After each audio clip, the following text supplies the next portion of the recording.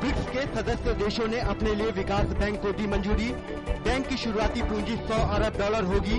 Brazil, रूस, भारत, चीन और दक्षिण अफ्रीका इस बैंक को 20-20 अरब डॉलर की राशि देंगे। इसका केंद्र चीन के शंघाई में होगा, जबकि इसका पहला सीईओ भारतीय होगा। प्रधानमंत्री नरेंद्र मोदी ने ब्रिक्स के छठे शिखर सम्मेलन में कहा कि मानवता के दुश्मन आतंकवाद को कतई बर्दाश्त नहीं किया जाएगा। ब्रिक्स शिखर सम्मेलन से इतर प्रधानमंत्री नरेंद्र मोदी की मुलाकात रूस के राष्ट्रपति व्लादिमीर पुतिन से भी हुई।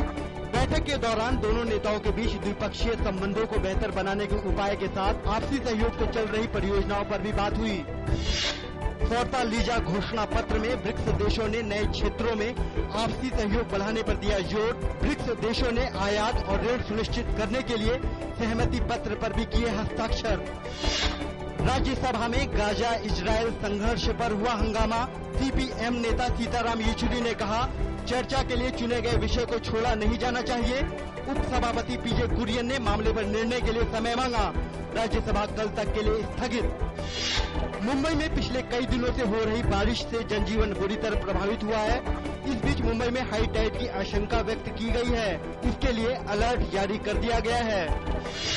जम्मू कश्मीर में सीमा पर पाकिस्तानी सेना के एक बार फिर संघर्ष विराम का उल्लंघन किया गया है। आरएसपुरा सेक्टर में हुई गोलीबारी में एक जवान शहीद हो गया, जबकि 3 जवान घायल हो गए।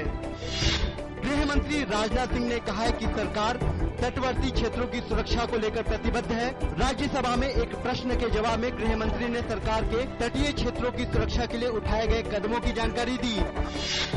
वन एवं पर्यावरण मंत्री प्रकाश जावड़ेकर ने कहा कि सरकार विलुप्ति के कगार पर खड़ी 70 दुर्लभ वन्य जीव प्रजातियों को बचाने की योजना बना रही है। उन्होंने लोकसभा में बताया कि सरकार इन जीवों के प्रजनन केंद्रों का निर्माण भी करेगी।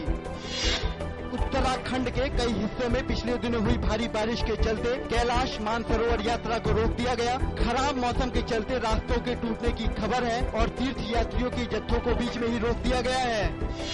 देश का निर्यात जून में साल भर पहले की तुलना में 10.22% बढ़कर 26.4 अरब डॉलर के बराबर रहा। वहीं आयात में 8.33% की वृद्धि दर्ज की गई है और जून में आयात 38.24 अरब डॉलर रहा। वाणिज्य मंत्रालय के आंकड़ों के अनुसार व्यापार घाटे में बढ़ोतरी दर्ज की गई है।